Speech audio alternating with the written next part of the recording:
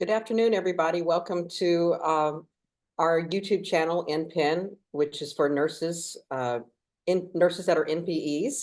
A little bit about NPN, those of you that are new to our channel, we have a website that you can find, nursingfornpes.com, and our definition is that we are a collection of registered nurses, nursing professionals, volunteering to support the needs of those navigating DNA surprises. Together, we are working to identify and understand the unique interests and needs of NPE clients. We deliver our care with the goal of supporting such clients through community and mental health resources. Many among our team have personally experienced an NPE event. An NPE event can be deeply unsettling and lead to profound identity crisis. Ideally, this process is supported by a team of professionals committed to providing experience-guided specialized care. Welcome everybody again to our interview today. I am so excited that we've got Matt with us.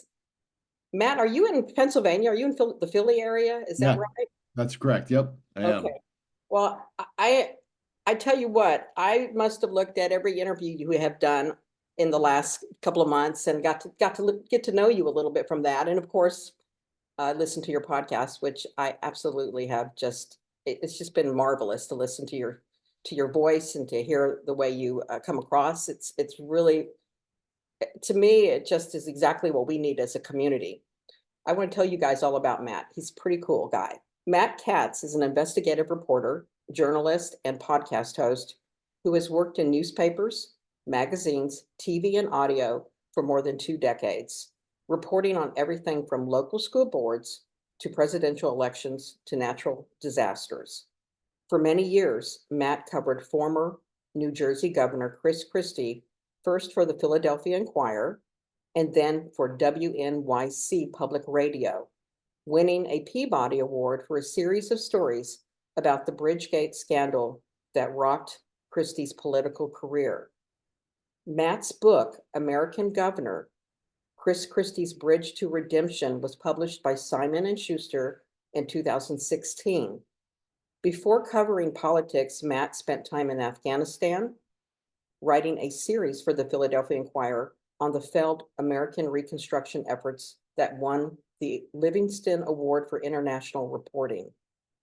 Matt has also reported extensively on immigration, winning the David Carr Reporter of the Year Award for uncovering abuse in ICE detention and traveling to Malawi and Japan to report on the global refugee crisis for The Atlantic, NPR, PBS, and the New York Times. Matt now reports on air at WNYC and NPR about policing and incarceration. His podcast, Inconceivable Truth, has reached the top 10 on the Apple podcast charts. Woo, Matt, that is amazing. The work you've done is beyond scope of, I mean, for what we see here, for those with an NPE, we know they just come from all ranges and different areas. I think I've just met from from CNN reporters to MSNBC, yourself with NPR. It's just the most amazing people that have so much to give to our community, because our community is sort of on the fringes, that we have had to work hard to get the support we need. And it's taken a long time over the last few years. And I'll tell you, we have a lot of very hard workers that I know are on this call that have been available to help so many people that have been in the situation that you and I have found ourselves in. Yeah. So, Matt, you have just dropped this podcast, and every week there's been a new episode. I had discussed with you that I'd like to talk about the first 5 episodes with you and go through each one and ask you a question or two in regards to it. So I'm going to start with episode 1. Okay.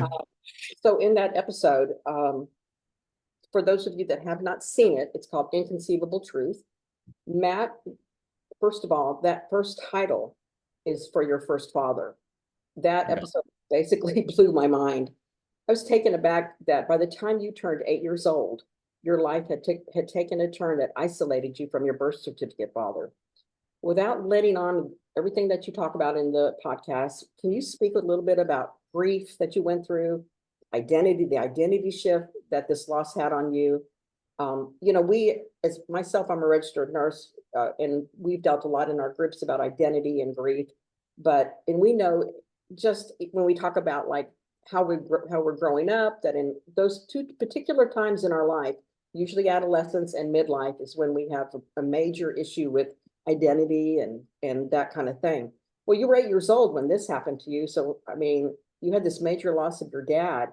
That Right. must be really hard on you. Can you talk to us a little bit about that? Yeah, sure. Thank you so much. And thank you for doing this and convening this. I feel in making this podcast, I feel a deep sense of commitment and a bond with this community. So I want to, be as much involved as I can be. So yeah, the loss you speak of my, as you call him, birth certificate father, I call him my original birth father, was that he cut me off at 8 years old. There was tension with my mom and him, and he had stolen money from her. He didn't pay child support. I didn't have his phone number.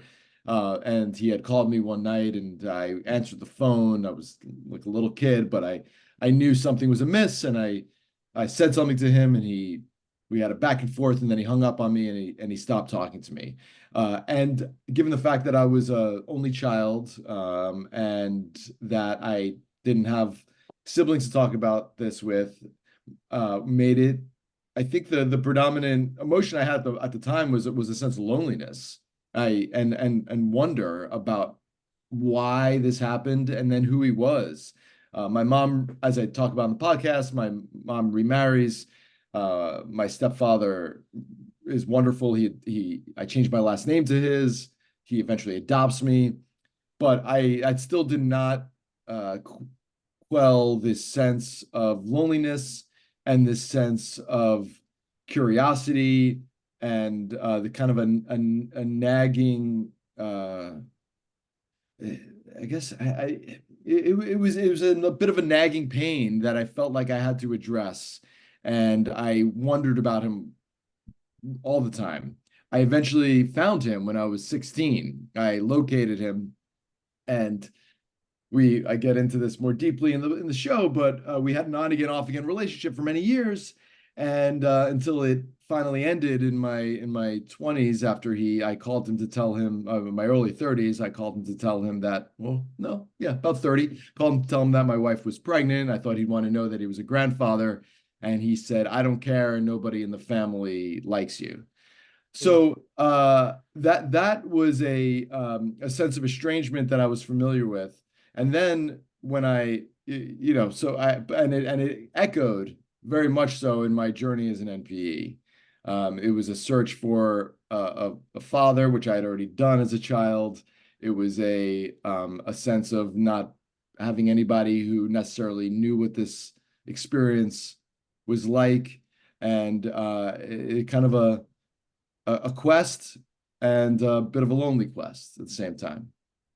Yeah, I can't imagine. And when I was thinking about your age, especially at 8, the fact that you had such a supportive, father figure, was such a big help to you, definitely. So I know that when you go through the rest of the podcast and you discuss each family member in your life, it brings me back always to the father figure, the man, that man was amazing to you. Yes. In episode 2, it's titled Sisters. Yeah. So you name it Sisters, and it is in this one that you actually also discuss taking your DNA test and finding out you have these siblings. And as many of us here on this call know, that dreaded DNA test will take us down roads that we never even knew we were going to go down, or remotely even thought about where we're going to go down. Right. So, you audio record all this, and you've been doing this, I think, if I'm remembering, back from 2018, you started the audio recording. So this exactly is right. Yeah, I mean, it's like, I'm thinking about this, like you were starting something 6 years ago. And for me, I thought, wow, 6 years. And then the amount of work you put into that, having to go back and listening to everything you went through, had to been pretty incredible. But tell me a little bit about meeting these siblings, and have you met any other siblings since all this has happened to you?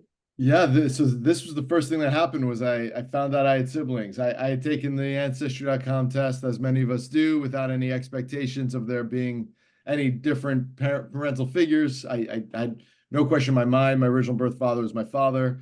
Turned out that was not the case. And when I first came in contact with these sisters, when I found the first sister on Ancestry.com, I had just celebrated my 40th birthday, and then and I reach out to her, who like, how does it, what's going on here? And she doesn't get back to me. And I tried her on Instagram. I tried her on her website. She's an energy healer in California. I tried her on her website. I tried her on Ancestry.com. She doesn't get back to me, but I'm constantly checking her page every day because here's this woman who's my half sister who looks like me, and I'm so curious about who she is. And again, I just celebrated my 40th birthday, and then she posts something about her 40th birthday. So it turns out we're 2.5 weeks apart.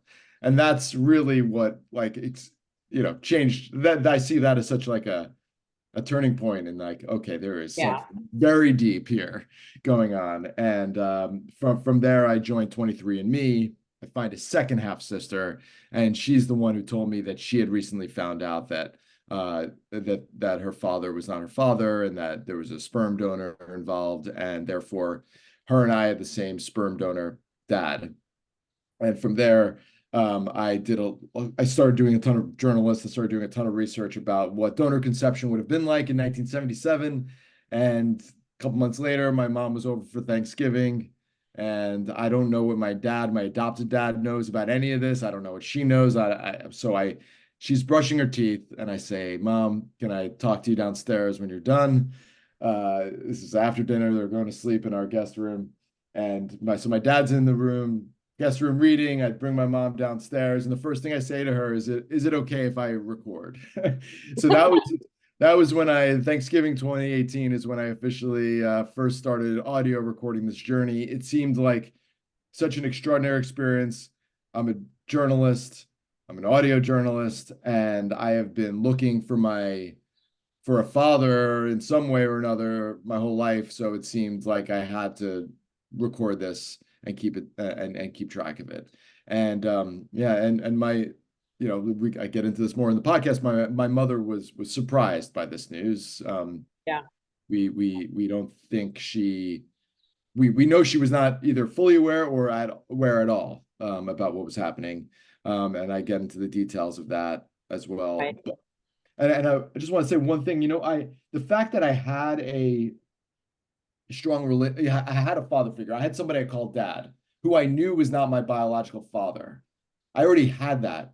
So that hurdle, that first hurdle that most MPs have to face, that the person they've been calling dad is not their biological father, I feel lucky that I didn't have to deal with that. I was a little bit inoculated from some of that emotional weight. And I just wanted to just mention that because I know that is such a significant thing.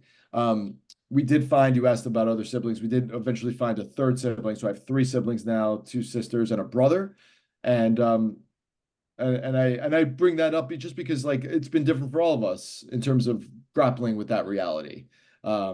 Easiest for me in that I didn't, it was in many ways liberating to know my man I thought was my biological father was not.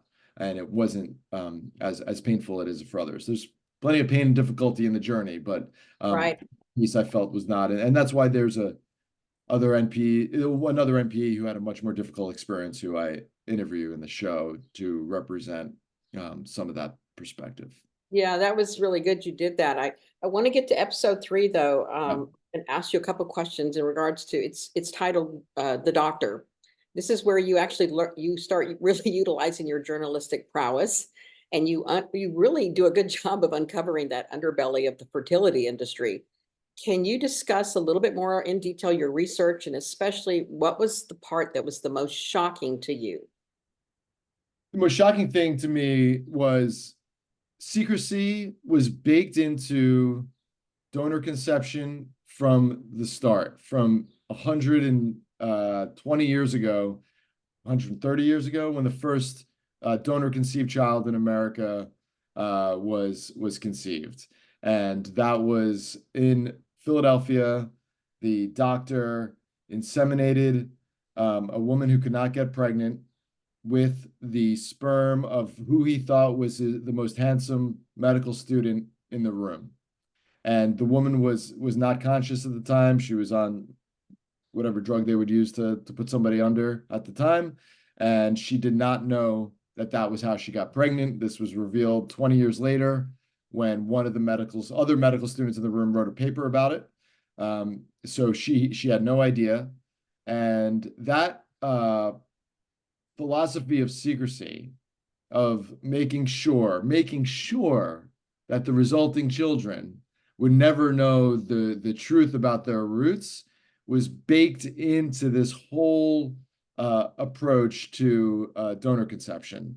And in the 40s, I have some quotes in my podcast, 1940s, from Alan Guttmacher, who was the founder of Planned Parenthood. He was also a eugenicist, and he made a list of rules for doctors. And one of them is no paperwork. Don't make sure the donors remain totally secret. Make sure the child never knows that his real biological father is not the man in the home. And that was when the industry really started going, and the doctors started doing this, and to the point where we get into the 70s, where it's now becoming more and more common. And in that period of time, the first IVF baby was born the month I was born, July 1978. So things changed then, because people who couldn't get pregnant would, because of the man's sperm, problems with the man's sperm or sperm motility, they had another option here with IVF, and donor conception became less common for heterosexual couples, and now it's mostly common for single mothers by choice and lesbian couples. And those children will eventually know that there's another parent involved in conception. Whereas those people born really between the 40s and the 70s through donor conception, by and large, did not know at all, and maybe would live their whole lives without knowing, or only finding out right now, as many of you are. Well, And sorry about that. I have to tell you though, I'll differ a little bit with you. I know it's better, but there are so many people coming into these groups that were born in the 80s and the 90s that are finding this out, and they're devastated. They're absolutely devastated. Yeah. So even with that particular, as a nurse, that particular type of conception, the lies, like you said, I love how you put that. It's baked in, the lies are baked in. They are. Every bit of it. I think about how you spoke to your mother, how intimate that conversation was with her. And I felt for her as a mother myself, like, wait a minute, did I miss something?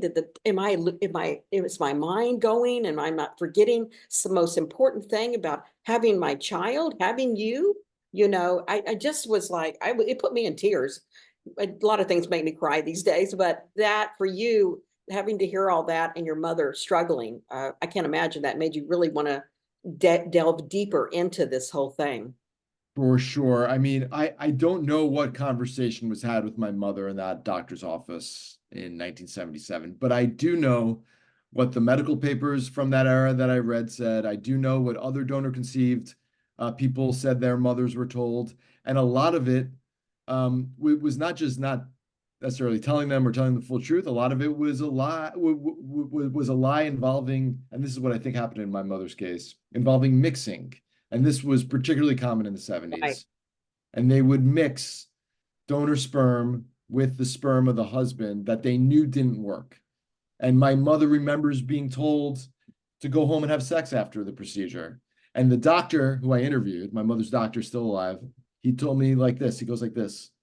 It was a way of making the parents think they were having their own biological child. And the couples were told this donor sperm is just going to boost your husband's sperm. It's going to it just supplemented. There were euphemisms that were lies, and they were like, they knew they knew that that's not how it works. In fact, they did a study in 1978 to determine if mixing actually hurt the donor sperm, if it like somehow damaged the donor sperm. So they definitely knew that there was no such thing as like getting your swimmers across the line by having the donor sperm help you out. And for the women in that office, the 70s, none of them had sex education in school. There didn't exist. They didn't have they couldn't go to a second doctor. There was only, generally speaking, one doctor in town that would do this sort of thing. And the doctor in the white coat tells you something, and you have no reason to not believe it, and you have no recourse to find out alternative information. So, yeah, that's the other shocking piece of this mixing phenomenon. I talked to some folks, they're donor conceived, they were all MBEs, and they found out it was via mixing. They call themselves the milkshake babies, these siblings. Oh my God. Resulted Wow. so, Wow. That's crazy. it's Yeah. quite common. Oh my God. The fourth episode you discuss, and it's really interesting because you actually take an international trip, but it's called More of Us. And before I talk about More of Us, I just want to take a small break here and just ask you specifically, like, how did you come up with the titles of each episode? And in regard to that, what's a little bit about your process, how you found somebody to post this for you, and how much liberty did you have, and how much did you have to have others help you with putting this podcast together? Oh, yeah, sure. I had a good deal of help. I had a team that I was working with. I wrote it, and I obviously I recorded. I had came with a lot of recordings. I started with a lot of recordings, but I'd been recording for 4.5 years. Well, wait, 2018 I started recording, and I didn't sign a deal to make this show until till last summer. So that was almost 5 years I'd been recording with no necessarily immediate You weren't opportunity. sure what was going to happen. I wasn't sure it was going to happen. No, That's crazy. I had pitched it to a couple of places, existing shows, as potentially an episode, and then I serendipitously met somebody, a producer from one of the production companies I worked with, Rococo Punch, and he was interested in making a genealogy podcast. We met at a journalism awards luncheon, and we started talking. I pitched a concept for a full 8-episode series, and then they partnered with another company, Waveland, and then we signed a deal to make it happen over the summer. So I had an editor who I worked with, so I'd basically write an episode and make my recordings, and then she would edit it, and she was wonderful and had an incredible bedside manner, to use a Thank you very much. There you go. I like that. She was just very understanding and gentle with me, and understood when I needed, it was a lot of material to live in for a while. It was unbelievable. I mean, when I think about 6 years of recording, and then you just last summer, as you said, I didn't realize it was just even not that long ago, Oh, no. And then I only had 6 months to make the thing. And when I started making it, basically I lived episodes 6, 7, and 8 while I was making it. So all of that, that happens in those episodes just happens in the fall, last fall. So we had 6 months to make it, and I had like I said, editor, I had a sound engineer, made it sound nice, and put the music in, and then a couple of executive producers that were involved in, top line edits and whatnot, and they were wonderful. So there was incredible. Yeah. And I have to tell you, I love the artwork. When I finally listened to all of it, I went back and looked at your artwork, and I didn't even notice the tree. Yeah, and the little face in the tree. Oh my God. I was like, how ingenious is that? And I don't know if those of you on this call, you need to go back, look at his artwork, and you'll see it in that tree. That was pretty incredible. I don't know who did that for you, but that was pretty cool. Yeah, it was through Waveland. I don't actually know who the artist was, but it is remarkable. And it's so cool. There's a face in the tree. My ethnicity. I found out I was half Irish through this process, and the imagery certainly evokes Ireland. Yeah. I mentioned I went abroad. I went to Ireland to do Yeah, research. this whole episode was like, of course, you meet your donor conceived Right. siblings, and then now you're like, okay, I don't know who this guy is that is my donor, but we know we got this Irish ancestry, ethnicity. We're heading to Ireland. I Yeah. mean, that was just classic. I mean, I don't know how many on this call have done something like that, but for me, I found out I was half Jewish, so I really want to go to Israel, but it's just not been in the cards as of late. So I hope soon, though. It was, and this again is before I had a podcast deal. Nobody was paying for it.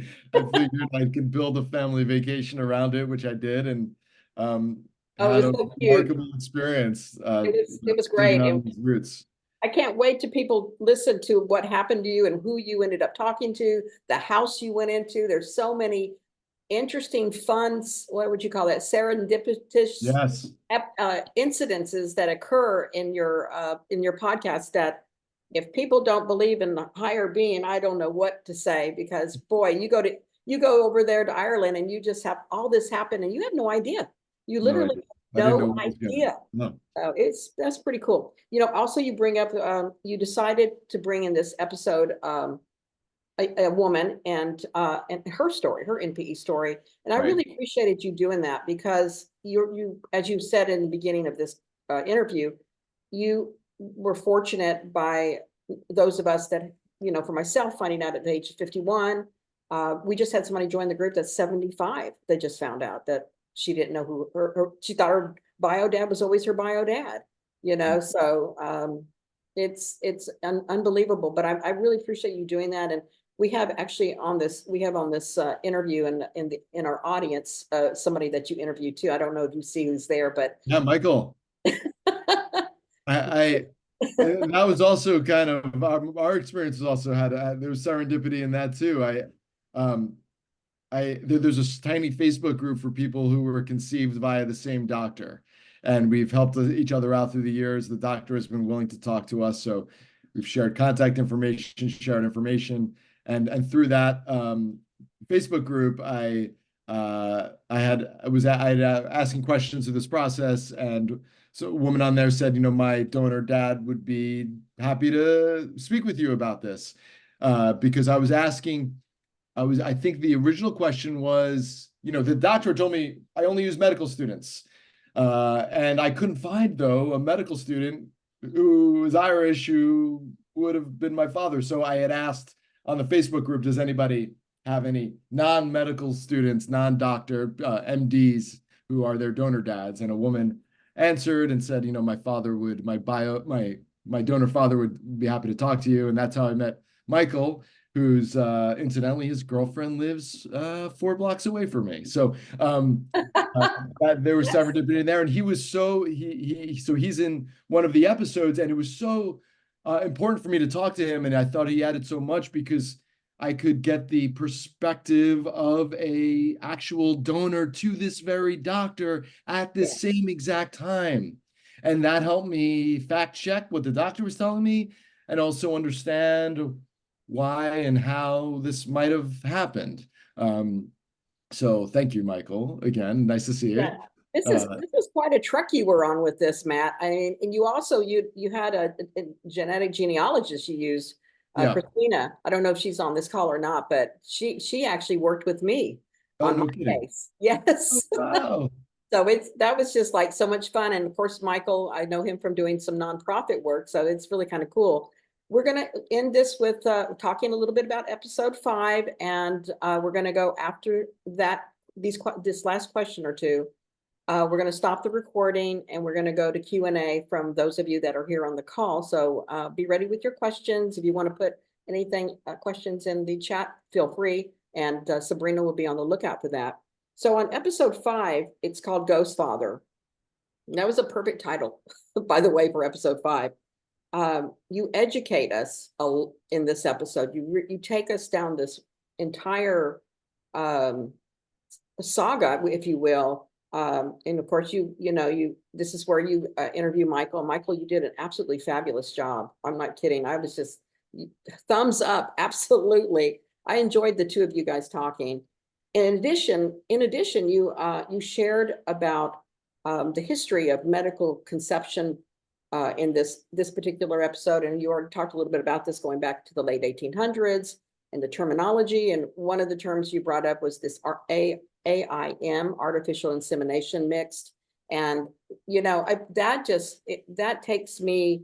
I can't tell you how, in a way, that makes me really angry when I think about it, of what happened with so many, especially mothers, I guess, and those of you that are donor conceived on this Zoom, I mean, the amount of angst with that, to find out, like, not only basically your mom is deceived, and then on top of that, you are deceived in that deception because your mother is only going to tell you what she knows is the truth.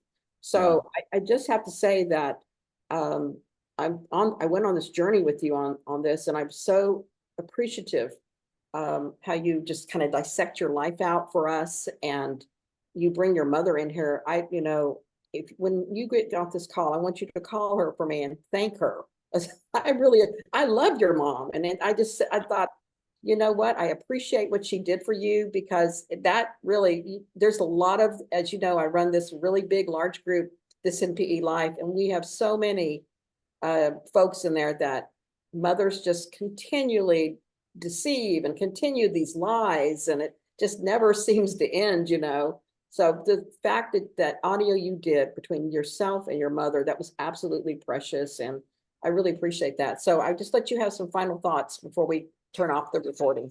No, thank you very much. Yeah, no, I think, a part of this process, I realized halfway through making the show, my mother was, it was hard for her to reconcile this truth with with her memory. And I realized halfway through, if I could find inconsistencies, and if I continued to find inconsistencies in the doctor's story in the process of searching for my biological father, then it would liberate my mother from this burden she felt and this weight she felt from not from feeling like she messed up in not knowing this information.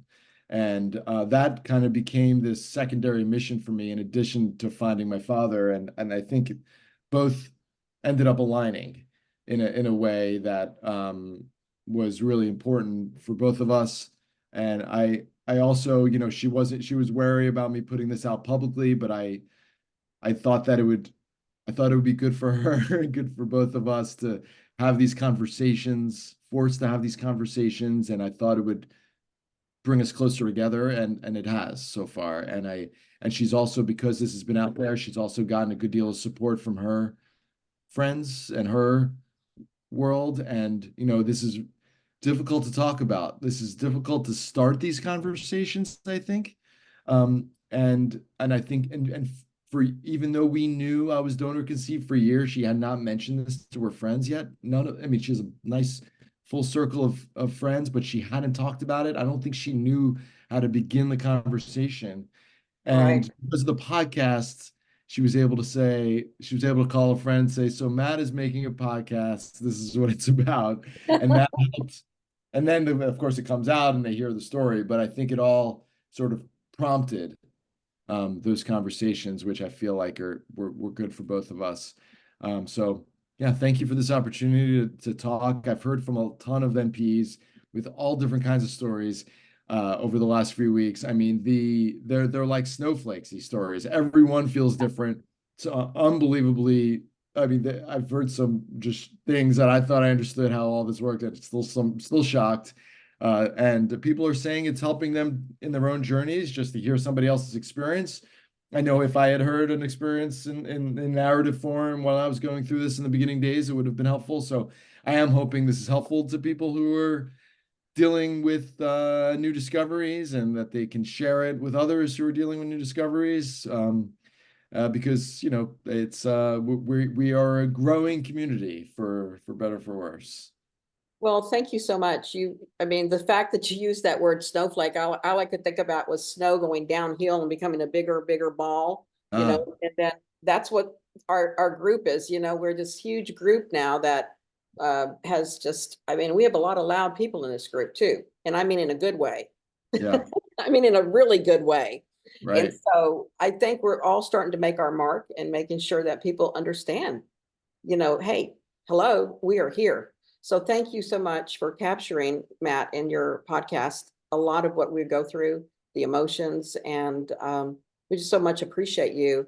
And anybody out there that's listening on my NPIN channel, if you need help and you find out that you're an NPE, which is meaning not parent expected, or you find out you're late discovery donor conceived or late discovery adoptee, feel free to reach out to us at www.nursingfornpes.com, and we will get back with you. There is a contact page on there, and we're certainly able to help you out. We have mentors, and we have a dozen RNs that volunteer their time that are all have an NPE story. So we absolutely get it. So we say goodbye to our audience from YouTube land, and Sabrina, if you want to, you can go ahead and stop the recording.